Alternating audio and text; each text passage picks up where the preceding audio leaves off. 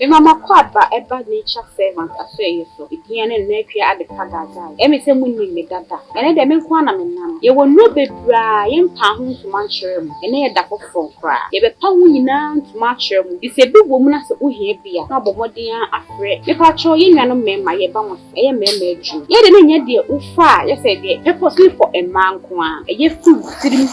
Wadwenim kufu na ase. Eye ho adwuma. Emma watinka no so bosoro ne masade no se eswakran pa wutimi di eye adwuma enti wutimi no for sa o kwa adwuma pa wutimi teki basa akono ne basa pese wo adwuma na wo boni yiye ema oba no eni hye emma ye nigye ewo ha yi so de ewrade ma eno ane atoka kakra ubebu ede amaye na me so afobie fibroid eya ade a eha ya adwin bebre fibroid into bi akwa aware fi bebre ni onya awo no wawo ye wadru a ye mfa se kan kan ebe melt fibroid ni bia ma na ba bontin ama won so onya ye funu awoba fibroid da oba so a menu di adanse se ma okunu mo apasan enye adwuma ono woni fra no pa so nyure ni saying me na say piemu kwa na ebetumi so ase e ma ya himfie hu hia ye ai me nuama ahimfie no e hu hia ye pi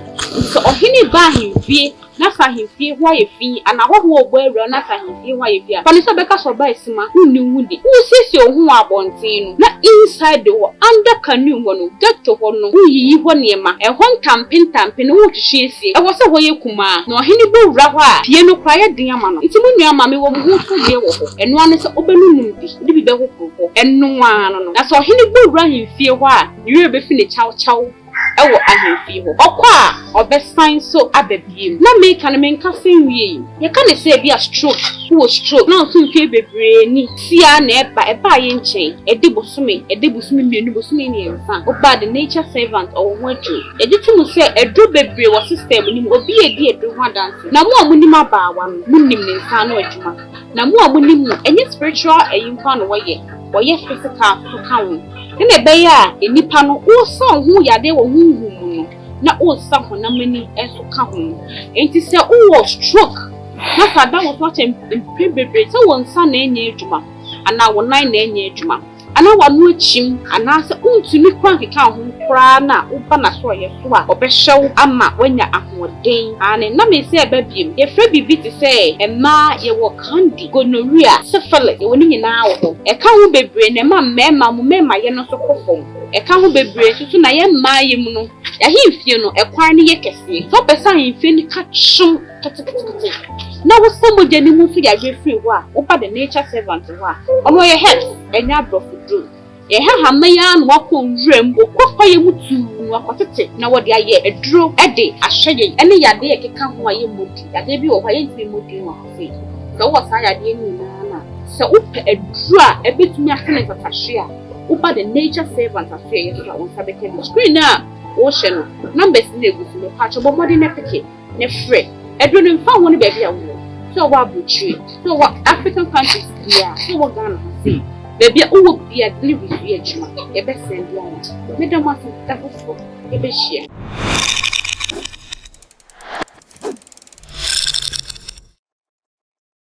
Masinase e mo bi bia akwa ba medin e de pa Kwasi won subscribe ya me share bo modi an se o be subscribe wo be share ma won ya na won ya bia hwe enne Masinase ma be jin ko enti we share for what nya botem tenye wi no wo share efum me ma me kasa nwa e be koma so na odi nchia amamo ma papa na kwa ba ye ro ho ye nyame hwa yeso obade adom ye ho ye pa ya bimu se ene de ho den ma cheomo na me da say yanchia so nkonkoma ye cherish subscribers ni na mejina akomapamu ani odo so sere nkwatenten animonyam ye die nkoso ade mamo esan se okai na oyo obi adoye na wankai wadoye na oyo oboni aya ya na ya nanso kwan bia obi fa so bo ama ye channel si eye channel no ya adoye kwan so no ti de meka ne se odoma nkom fi suru musoro na wonto mu shiemu o mani ndu akire enkwane ehwoden de onfa nche mokwa mo na masefo nyina me chia me papa Kofi Bawaso madam wase afresh na me so bechia Mr. Otu Ahene na Mr. Kofi papa de nsham ene munkura nhye ene ma ho nten a mo de boaye na me nsham onto nsopa ngumu so matafo hwe ma ohum bibia edap bakoma so bia onye emam ene odopa mo yi etre ene wo a wo so wo hwe ye so no obo ade nhyiraw oma wakoma so ade embrem afresh na me kai mo perfect image so oba be engagement outdoor birthday party bibia opese oye awbehia makeup o freno obeba aba be ya ma kama baby bia be freni bia Ghana ha de obeba the number so egu screen so mo fa na mo freno onye obi a o kire no ho n'enim bo so enye den anopa ewia enumbre o freno onsa ebeka no ma papa bidiko da bi ni discussion bi ena kamfa ekobe mu na wo ka se obekire mystery about it but ya kan wa say because na yembe na ayebe ntini etwa so tie de sheda foforo nti ende na abuwa yi poba kwan mu se ye beka ho asem na wo kire na yehu esonfa so de ewo saa ageni mu na aboaye na ebia ehun bibi wo no ye ya ebeboa na yehu na aboaye me da se nti na ye de ni hwi ababeto awo so ma kire ya de woni abewati a wo fia wo se oboaye me da se enchia me de mama hefo no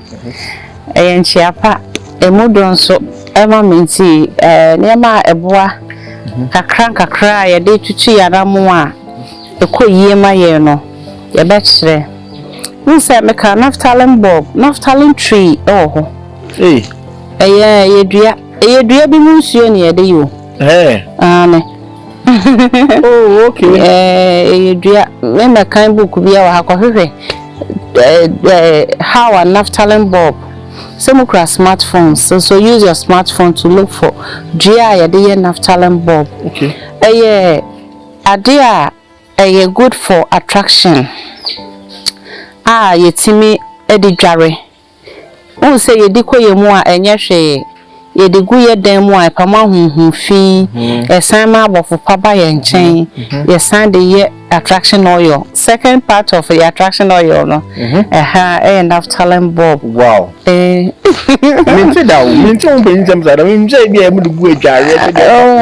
emba ho onyame mu a ema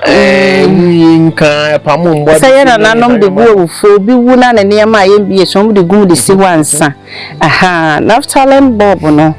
eboa yen ye wo mahodro even though you fake ho but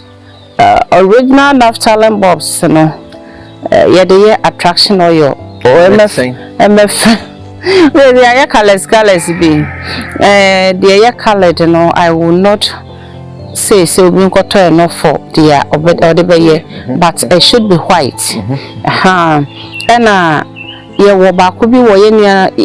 ma be ma latafo ne ho eno no ya na ye square eno ho asem na making square okay by this year round eno ho asem na making tete kafa na asem eno ho asem na akase na akase na kra bi ye but how to identify the difference in everything but omo ton lata ho ne yama no omo kafa omo ton ne ye tete de no eno ho asem na making enti uyo bi a tu pe bi aje wo ko alatafo na ekrofo no moton saa nyama no obenya ebi o ka se wo pe kafa papa ne bia omunim ombe yi ama no kro nguru obam omu yi ne mako de oba chechire so a no a chechire na ba ko bi mi ensa bi bia o 10 cedis 20 cedis eno wasam na making na very powerful pa nya se aguro bi na me kaneboko saa no so ya mekasa me do hwe utieti mekasa na ohwe ma ho fa unmas serious very powerful attraction item so what the fra oil so for attraction very powerful when say much powerful attraction oil the papa bi kra be ye bi endra o son de fia bo chire ba na ya ma no but when so one of the powerful items about me there attraction but still here extra virgin olive oil no beyond testing me some so what is extra virgin olive oil I mean olive oil la yen fa bibian fry extra virgin actually say pure olive oil asam na me ken na nitie kokko na dey fry to what you say nti ukọ pharmacy shop obenye bi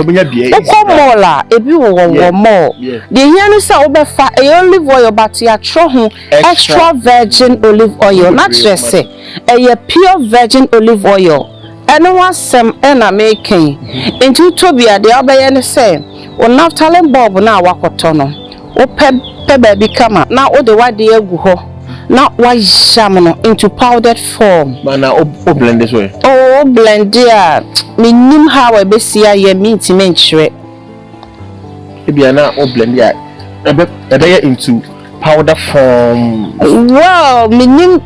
on senyo bia na e access to blender but bia na wo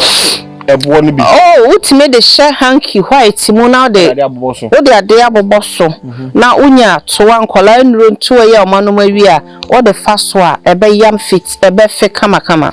na o de agu oil no na do belus ba ko pe atom that day na betimi ayusu why your powerful extra virgin olive oil la for attraction no ma attractive wealth attractive luck can say attractive wealth no obi akotwe efiera so amesi ne kwan no so peska de emma wo ho nchiro de emma wo nkogina kwa ho nkosere uye ejuma opese omo ton wade kra de oyamo a na powder wapeto e ho te na odi bi agum ukọ wadwuma mu a me say ya kapium semu a ka kira mo semu nko blow ade a mode mo mframa ye nya ne sa enframa na de wasem na ekọ de obeka ne say you cast spell on ade na ekura wo no say ye it said ye say naphthalene bulb ya ekura wo say no powder ni kura wo ye me asimasi erade nya ne bone so ni papa mu nti na me ya kwankire we ehu na mframa bofo de ni hwa kwa emfa medin ka ho wona also twa so oye me mmoa wona also twa so kame mabra bom adwuma hwemi school kom makwantuo mu no enko kaakayo mo na so mu ni bi mpo emi bie kwan mo mo na mo nya me so de memmoa na wato ye san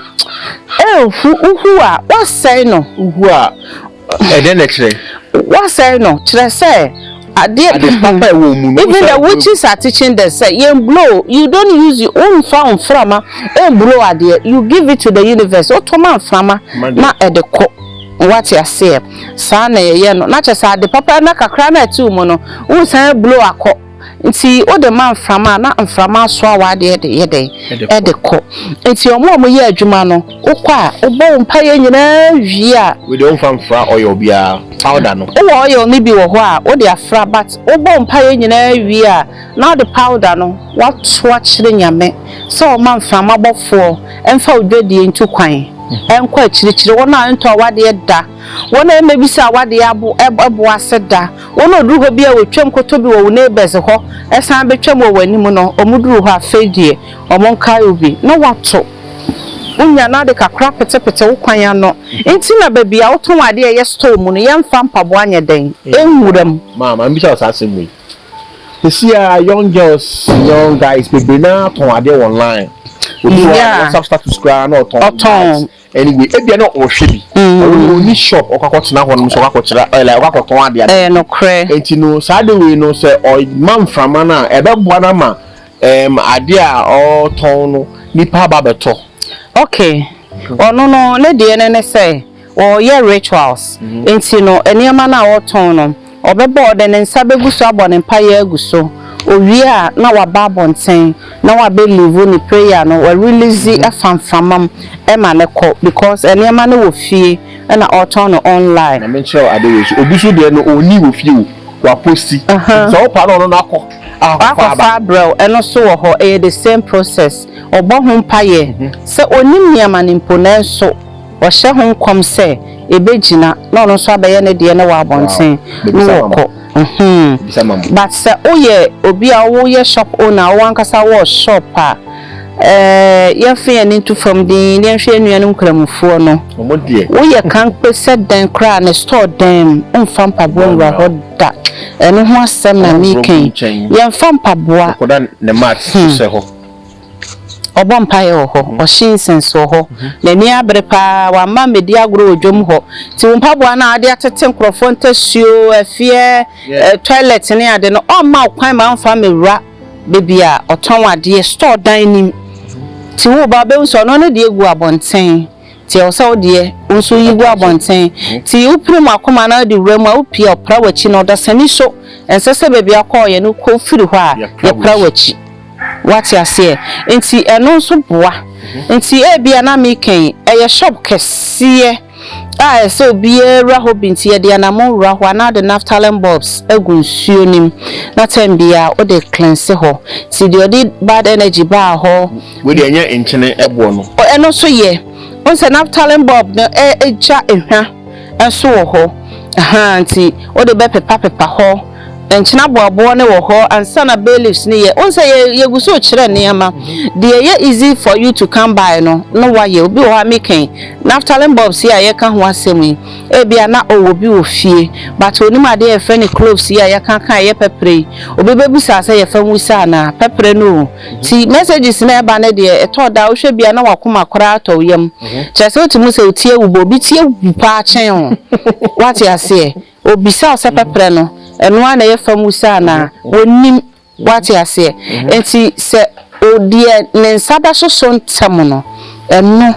na fe wayebi na edwadie ya papa nkankan ne omo awode loan edi dwa no udi dwa na wa modwa no so a edwa no kɔ nachi a sika na ade hye mu ni nyina eka ho ekɔ nachi ti ya na wo bompa ya na waka nyame se bebi akɔfa sika ni firi ye ne nyame nkyekere sika na no mfa ebonye den ento so ma ne hu emfiri wonsa uwe ye fi na wo kire attraction no se wo de onyam powder na wo de gu extra virgin we ni mu e den na wo de be ka ho ana believe ba ko pe ahaban ba ko na de betum na ya na manenye full leave na nye de ni tia tete basa da bi full leave ne ba ko say no now they are two na wakata so right from there na obetimi of course ejuma say magic no o ka magic pe no bi frɛ o ka kyerɛ sɛ oye enra besi no hu hwe ba me ka kyerɛ start sɛ wo aba o hu kyerɛ oda sa na metimi aka wow me da se ma ba kyerɛ ade fa kyerɛ ade sa kaka family na me nimi sɛ ye de gugu adware gugu enyamemu like wardrobe mu ma sa nkambone ne sa anyama na me nim sɛ ehu mystery bi sei ewo ma ya dase what say ma papa before you have kono yes cafe before we might give it me jaye ye de gunsuum ennom tete no onse no mo hu ni se nsu a yesa no to da bi a na atififuo adware na omo hu nsuo asone abeden abegum ti obehu se ono no hu ni se bi a na omo wa atifi na ni omo hu ni a ebeba na afo ti oto Naphthalene bulb na kafa ni bia oye na hina na opomu kama na fe o hwie nsuo ni guma na de kafa kakra gum eno so mani hwa na nsuo na ye hwam ba ye nya ni bebre nsuo no no ma na aka yi no aka okatre maso aha ye de gu nsuo ye san de tu ye nsuo ye dwarim Naphthalene bulbs utime ye ne powder utime de fra wunkun And so sra. And so attraction. And so for attraction na. David and number cano. And number cano one more be spiritual you say. Mommy mtimi de fra me lotion. What be that? Chemical. Aha, it's in kuto. Aha. Unya nkuto bia na ebia unya cinnamon powder na ode afra nkuto no. O melt ya na ode afra. Na ode naphthalene bulb no. Enso na ode afra. Na fe wo twen nyame anim. De aka nyina yese wani da so ti yesika na wo pa ye mpesika emfifiri wo dem no start ye ho akwankyere se nipa bi na so from and no start from na ya akwankyere no so opie na hia oboafo so opie na wapie aha nti no we are teaching this because a thought that abraboni timi e tough pa me binum a na de omu be di kranti na omakadem na omoye de yesese omoye aha nti sa directions in kitinkiti ya meka say ye crutch for directions ye de ma nkrofo ho ehenhan omo ene de meka say ye directions na ento na meboa eye no kwekan eye adwuma ai eye adwuma pa medase mesumedase say unya ye ho abotre mesumedase pa topics na ba o kire sure say onipa oni say wo ye adwuma bi say obutwe bo ne bi ye say ade o de wo ho no ye hu ma say na woka but me a me pe topics no so no me so me hia empire but ya mombo empire ma me ya me bi ma dream sure me nya more topics na me fam bra na ye hia ade embom na me pese me selfish ntin say me hu na me de aba na wa kire mo na bo so mo yuzu me da mo asese mo nya abre na wo hweye na manfo wede no na me wonhyira mo bia mo ye bia na eda mbakoma so bia mo bo mpa ye bia no onya mamo eda kofro e be senhyira